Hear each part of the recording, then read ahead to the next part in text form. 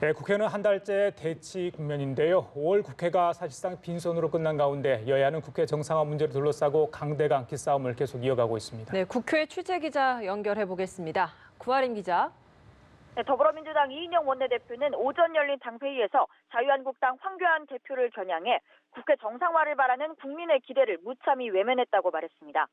황 대표가 어제 연 기자회견을 거론하며 자기 입맛대로 국정 기조를 바꾸려는 오만만 가득 찼다고 맹비난한 겁니다. 이어 한국당이 민생을 챙기겠다면 당장 국회로 돌아와야 한다며 늦기 전에 촉구하라고 강하게 몰아붙였습니다. 민주당이 한층 강경한 태도를 취하는 가운데 한국당 역시 양보 없다는 입장입니다. 나경원 원내대표는 국회 파탄의 모든 원인은 여당의 패스트트랙 강행이라고 거듭 강조했는데요. 이어서 청와대가 여당 위에 군림하는 한 국회 정상화는 어렵다고 주장했습니다.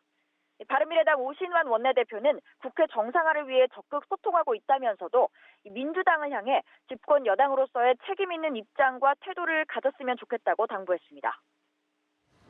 네, 구 기자, 최근 한미 정상 통화 내용이 유출된 사건을 두고도 여진이 계속되고 있는데요. 이 소식도 전해주시죠.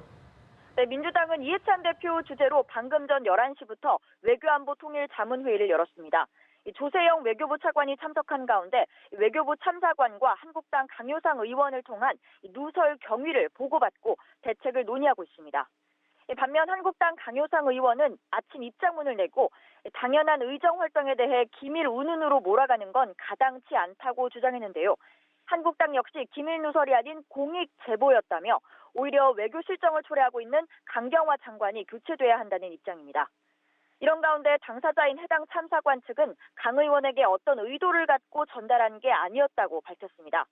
참사관은 자신의 변호인을 통해 강 의원에게 통화 내용을 설명한 건 국회의원의 정책 이해도를 높이기 위한 것이었고 강 의원이 이 내용을 정쟁의 도구로 쓰거나 굴욕 외교로 포장할 것이라고는 상상도 하지 못했다고 밝혔습니다. 네, 또 서훈 국정원장과 양정철 민주연구원장의 만찬 회동을 둘러싼 여야 간 공방도 가열되고 있죠.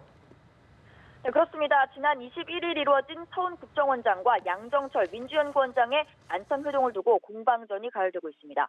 앞서 양 원장은 서 원장을 포함한 오랜 지인들과의 자리였다며 정치 행위가 아니었다고 선을 그었지만 야권은 비판을 쏟아내고 있습니다. 한국당 나경원 원내대표는 국정원장이 여당 실세와 밀회한 것이라며 정보 관권 선거가 시작됐다는 의심이 든다고 말했습니다. 또 무슨 대화가 있었는지 모든 수단을 사용해 알아내겠다며 국정원법 위반 혐의로 서 원장을 고발하겠다고 밝혔습니다.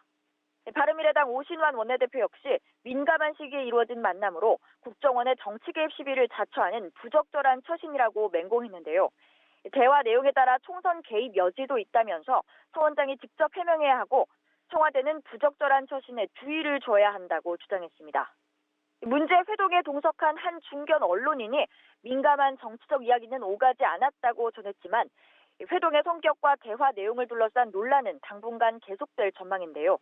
국회 정보위원장인 바른미래당 이해운 의원도 정치 개입이 의심되는 상황이라며 정보위를 열어야 한다고 밝혔습니다.